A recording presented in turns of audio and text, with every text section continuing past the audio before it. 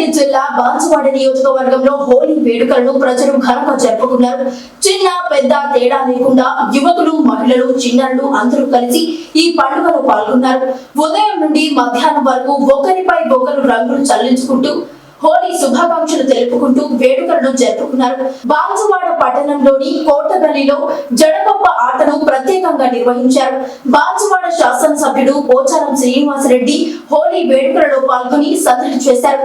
పోచారం శ్రీనివాసరెడ్డికి కార్యకర్తలు, నాయకులు రంగులు పూసి తమ అభిమానాన్ని చాటుకున్నారు.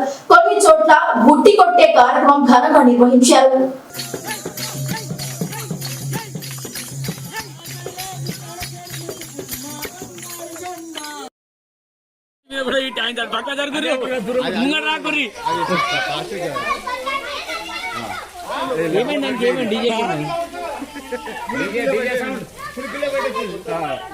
సన్నమైండు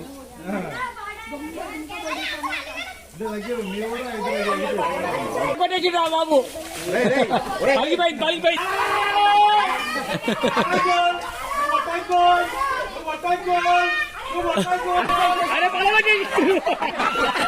ఖచ్చితంగా ప్లాన్ వేస్తుండు. ఏదో యాక్షన్ చేసి వచ్చి కొడతాను చూస్తుండు.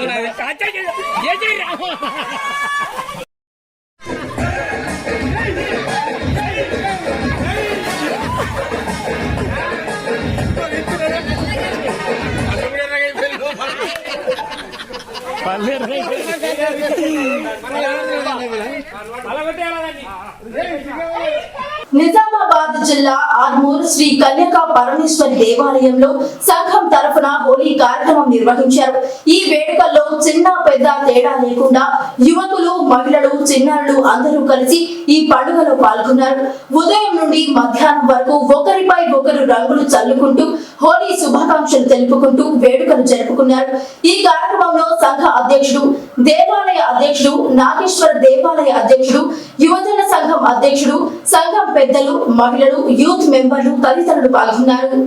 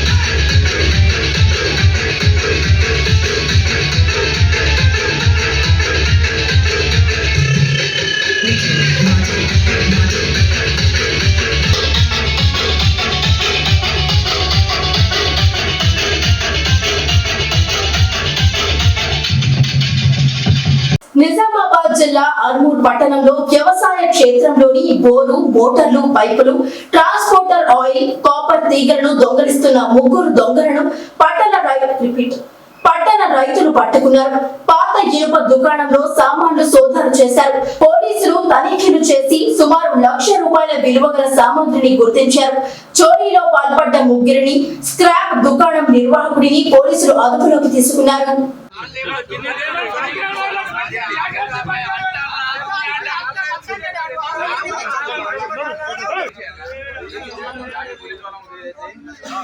चाबी पुलिस वालों को दे के वेट करो, जो भी है लेके जाओ। अपना सामान मोटर आए, वायर आए, चलो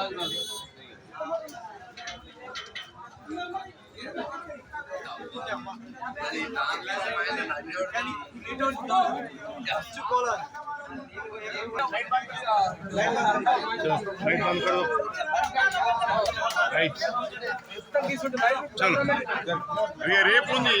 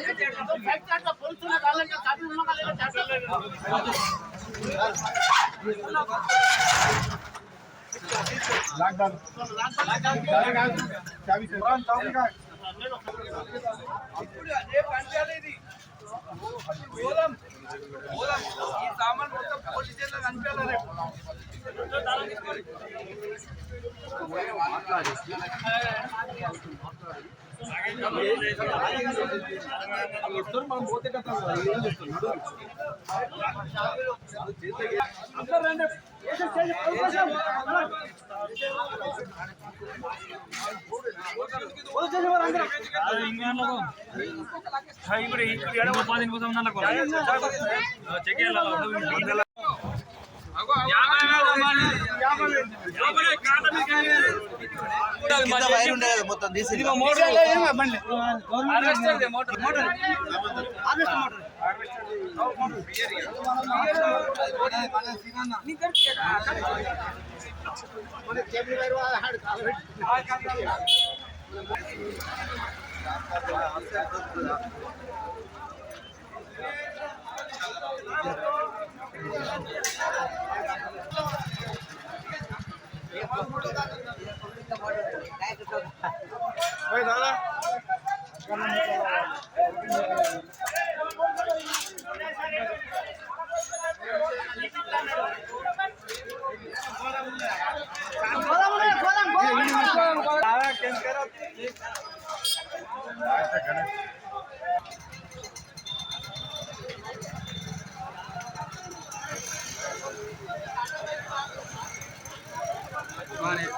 बोले तो अच्छा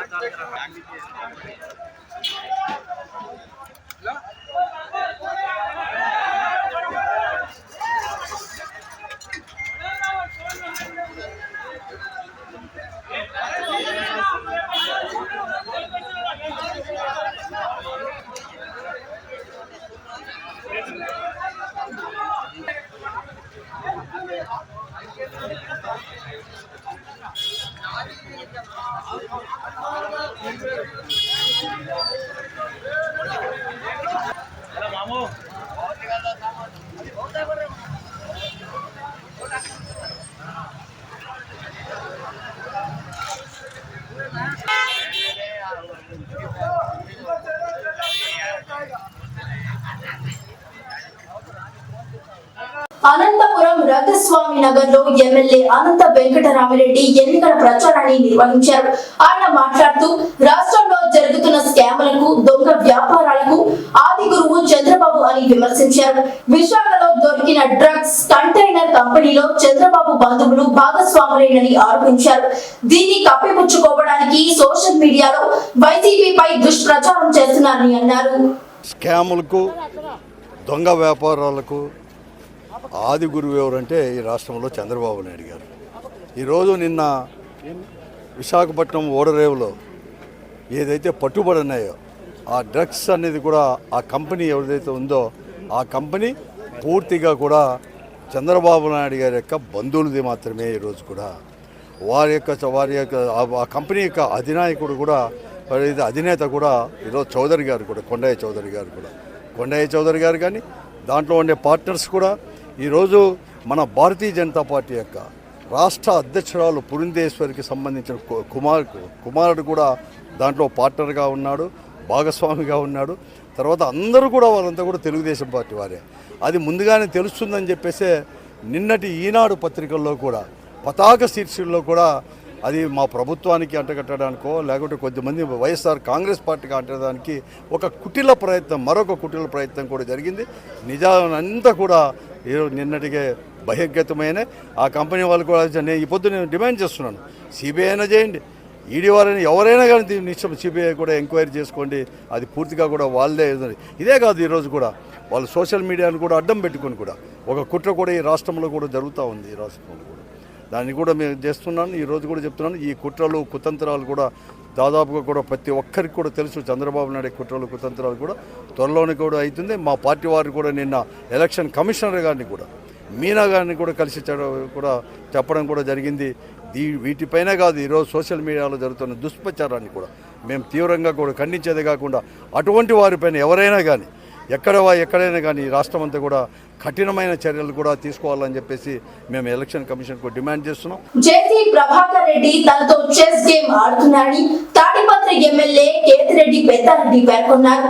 తాడిపత్రి మండలంలో ఎన్నికల ప్రచారంలో భాగంగా మీడియాతో మాట్లాడారు.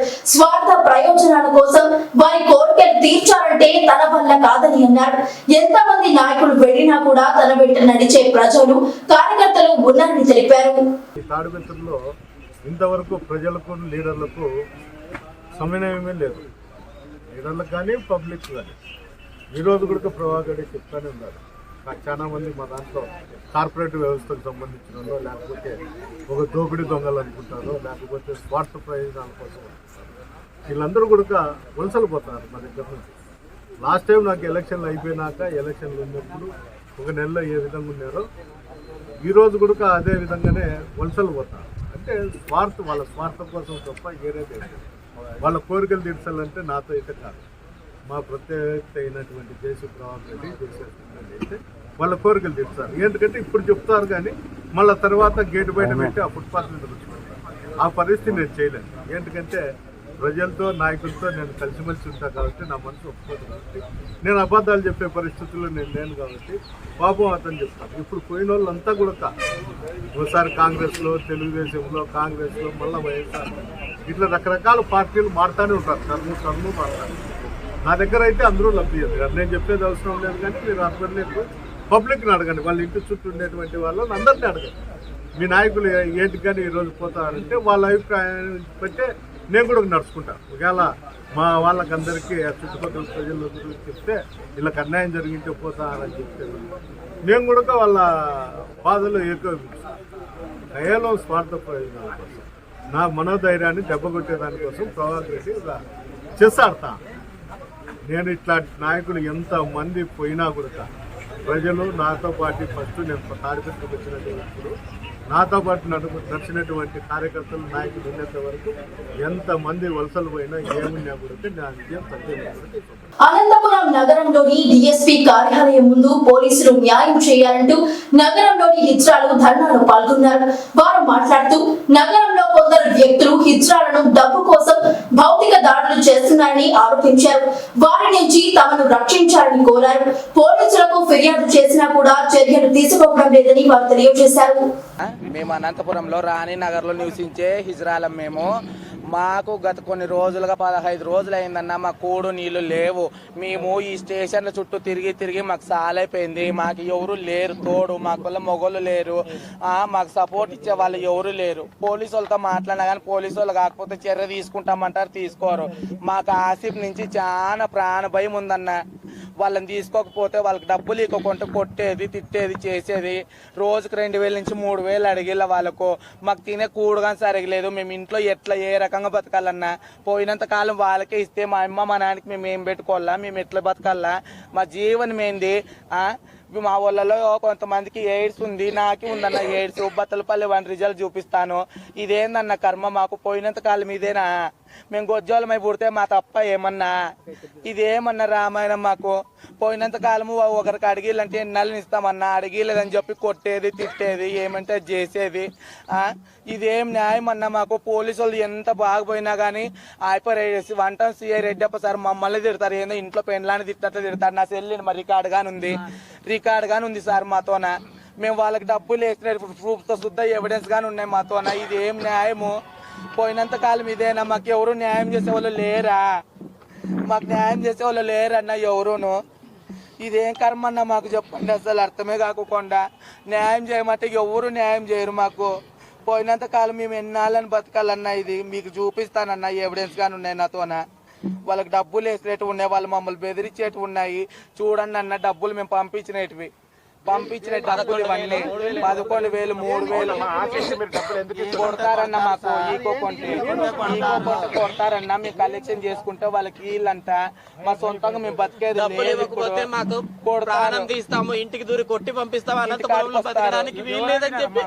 స్వర్ణ దేవాలయం పెద్దాపురం మండల ఆదివారం సందర్భంగా తండ్రి కుమార పరిశుద్ధాత స్వర్ణ దేవాలయం ఆధ్వర్యంలో పెద్దాపురంలో మట్టలు పట్టుకుని పురవీధుల్లో ర్యాలీ నిర్వహించి ప్రత్యేక ప్రార్థనలు చేశారు. ఈ ర్యాలీ మరియు ప్రత్యేక ప్రార్థనల్లో పెద్ద ఎత్తున క్రైస్తవ సోదరులు పాల్గొన్నారు.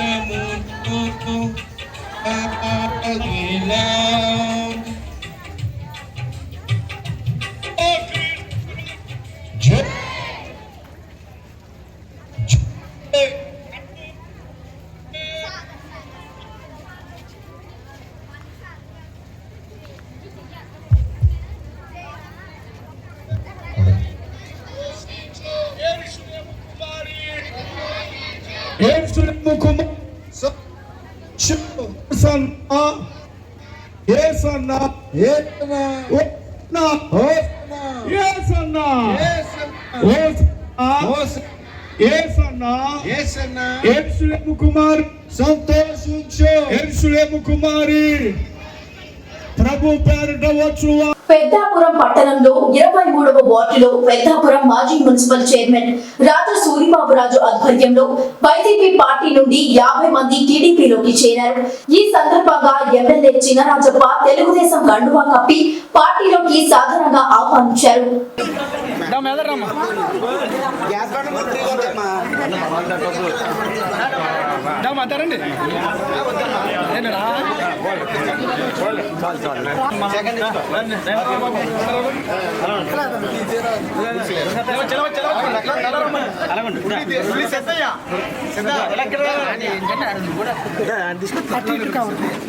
తమ్ముడు ఇలా ఫోటో నేను ఎత్తాను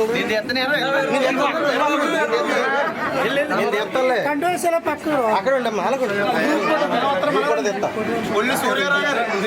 సూర్యరావు గారు అంటారా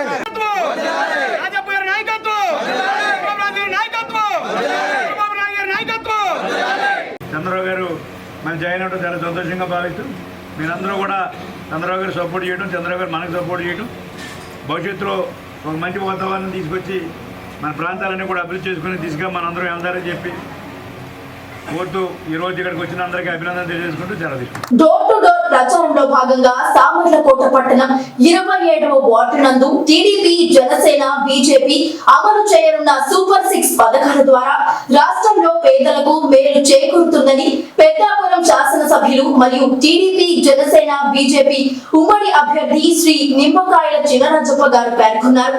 ఈ సందర్భంగా చినరాజప్ప మాట్లాడుతూ రాష్ట్రంలో జరుగుతున్న దుష్ట పాలనను అంతమొందించి ప్రజలకు మెరుగైన పాలన అందించడం టీడీపీ, జనసేన, బీజేపీతోనే సాధ్యమని తెలియజేశారు. రాష్ట్రంలో ఎన్నికల కోసం ప్రజలు ఎదురు చూస్తున్నారని తెలియజేశారు. టీడీపీ, జనసేన, బీజేపీ కూటమిని చూసి సీఎం జగన్ భయపడుతున్నారని ఎద్దేవా చేశారు.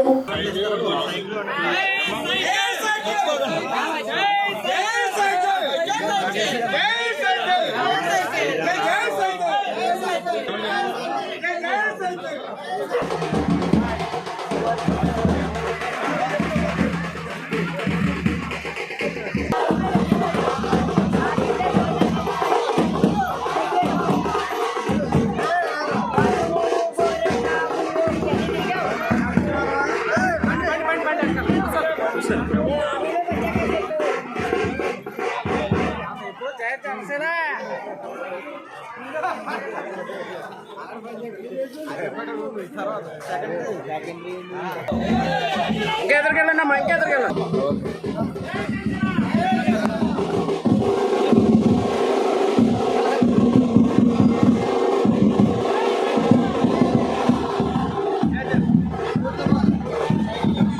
పోతారా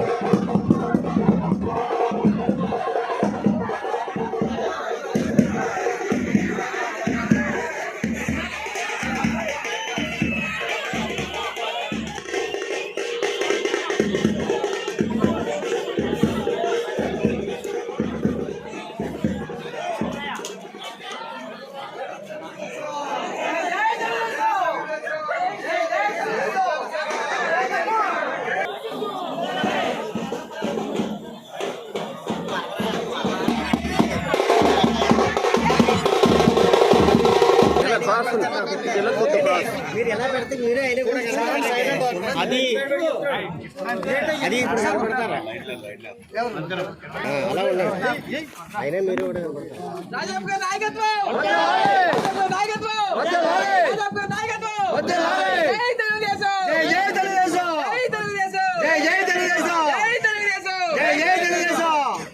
అమ్మా గ్లాస్ కొట్టి సైకిల్ కొట్టి 2 ఓట్లు ఉంటాయమ్మా 2 గుర్తులకి 2 ఓట్లు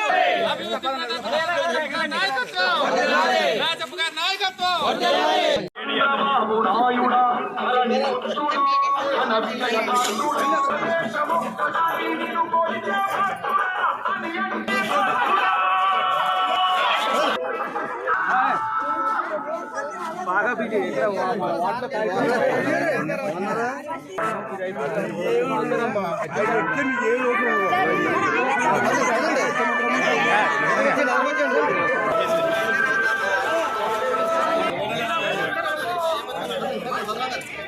నానా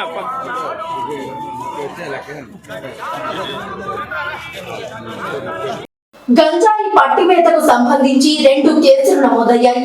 ఇందులో గణేష్, సతీష్, సాగర్, అజయ్, నితిన్ అనే 5గురిని పోలీసులు అరెస్టు చేశారు. 10 కేజీల గంజాయి, 5 మొబైల్ ఫోన్లు, 2 బైకులను స్వాధీనం చేసుకున్నారు. వెహికల్ చెకింగ్ చేసే సమయంలో రాయకల్ మరియు మల్లాపూర్ మండలాల్లో పోలీసులకు వీరు చిక్కారు. 2 వేర్వేరు కేసులు నమోదు చేయడం జరిగింది. ఒక చోట 6 కేజీలు, మరో చోట 4 కేజీలను స్వాధీనం చేసుకున్నారు. స్కూల్లో మైనర్ బాలికలకు గంజాయి డ్రగ్స్ కథనం గురించి ఎలాంటి ఆధారాలు లేకుండా తప్పుడు ప్రచారం చేస్తున్నారని, అది విచారణ జరిపి వివరాలు తెలియజేస్తామని అన్నారు. అందరికీ నమస్కారం. ఈరోజు మన దగ్గర 2 కేసెస్ రిజిస్టర్ అయినాయి.